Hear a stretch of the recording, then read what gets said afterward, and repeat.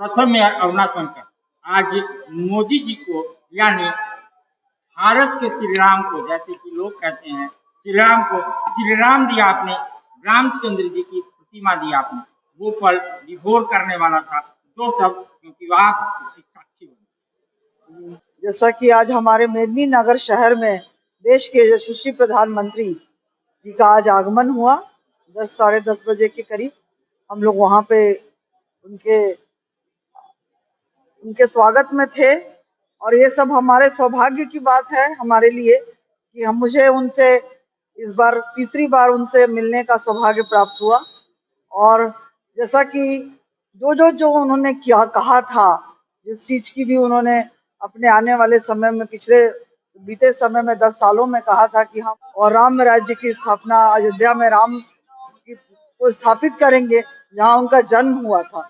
तो ये सब जो उन्होंने कर दिखाया और इस सब से पूरे भारतवासी जो हैं, जिस तरह उन्होंने अभी G20 की भी, जिस तरह से हमारे देश में पूरे G20 के भी उन्होंने मतलब मेजबानी की, तो ये सब भी एक गौरव का पल हमारे यशस्वी प्रधानमंत्री जी ने हमको दिखाया।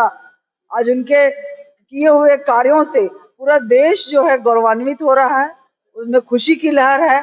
और बहुत सारे ऐसे कार्य जो हैं जो अभी उनको करना है, और देश के महिलाओं के लिए, युवाओं के लिए, वृद्धों के लिए, तो बच्चियों के लिए बहुत सारे ऐसे कार्य जो उनको करना है। और आने वाले समय में जो है, जो उनकी आस्था, हमारी आस्था उन पर जो बढ़ी है, तो आने वाले समय में यहाँ के हमारे पलामू संसदीय क्षेत्र के सांसद माननीय BD राम जी, मतलब जैसे कि आपने वहां भी सुना कि कितना तारीफ वो किए सांसद की, DGP होते हुए कितना सरल स्वभाव के हैं। और जिस तरह का एक पढ़ा लिखा आदमी जो होता है, वो केंद्र की जो चीजें हैं उसको, विकास के कार्यों को कर रहे हैं और उससे वो प्रभावित हैं हमारे सांसद जी से। जैसा कि उन्होंने कहा कि देश को उनकी जरूरत है। और आज लगातार एक सप्ताह से मोदी जी के निमंत्रण का आमंत्रण पूरे मेदिनीनगर को दिया, और आज जो भीड़ हुई, कैसा लग रहा है? जो थकान थी वो दूर हुई या नहीं? कोई थकान नहीं है, उत्साह है। अब कहीं भी कोई थकान, किसी भी कार्यकर्ता, चाहे आप हो, हम हैं, सब मोदी जी के लिए उत्साहित है।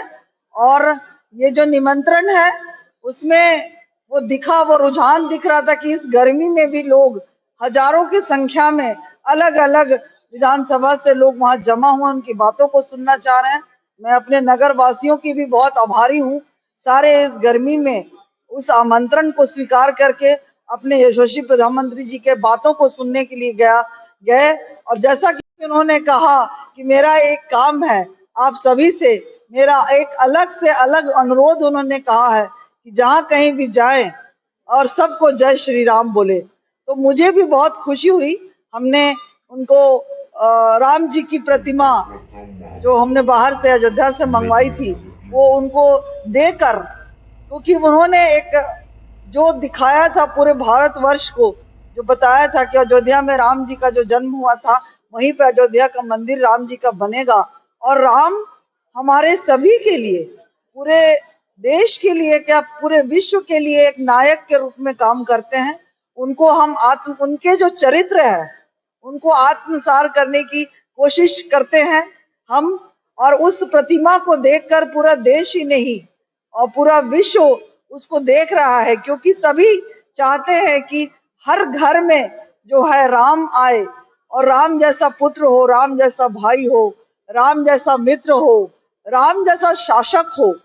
और कहते हैं कि राम राज्य, क्या कहा जाता है कि आज भी एक बोला जाता है कहावत में कि क्या राम राज्य है भाई, चारों तरफ इस तरह हर चीज खुला है, कोई भय का नहीं है, सुख समृद्धि है। तो ये राम राज्य का आने का संकेत है। और राम जी की प्रतिमा को देते हुए मुझे लग रहा था कि पूरा देश और पूरा विश्व उस राम को अपना नायक मानकर, क्योंकि उनमें सब गुण था। हम चाहेंगे, आज की भारत की महिलाएं भी चाहेंगी उनको पति भी राम जैसा हो। वो जो प्रेम था कि एक पत्नी के लिए, वो देखिए कहाँ 7 समुंदर बोलते हैं पार चले जाना।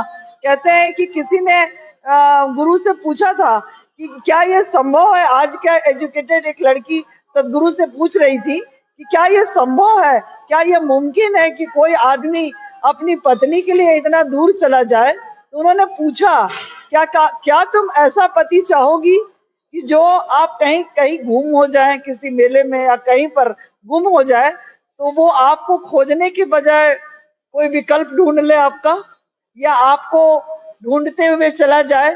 तो ये आज के जो बोलते हैं ना वैज्ञानिक युग के, जो साइंस युग के जो बच्चे हैं, उनके लिए जवाब है कि कोई नहीं चाहता ऐसा साथी कि जो उसको छोड़ दे। तो व्यंजन क्या था मोदी जी का, क्योंकि आप उसका हाँ प्रतिनिधित्व कर रहे थे? जी जी, उनके लिए यहाँ स्थायी जो हम लोग का क्षेत्रीय भोजन है, जिसमें कि हम कहते हैं कि हमारा जो डाल्टनगंज का, मैंने खुद अपने हाथों से उनके लिए सुबह 7 बजे धुसका और आलू चना का जो ग्रेवी बनता है, जो आप देखिएगा हर ठेला खुमचा में सुबह का नाश्ता होता है, तो मोदी जी के लिए ने मैंने तैयार किया उनको अपने हाथों से, और वो सब गया उनको जांच के लिए, और जरूर मुझे आशा है उनको पसंद आएगा यहाँ का धुसका और आलू चना का ग्रेवी।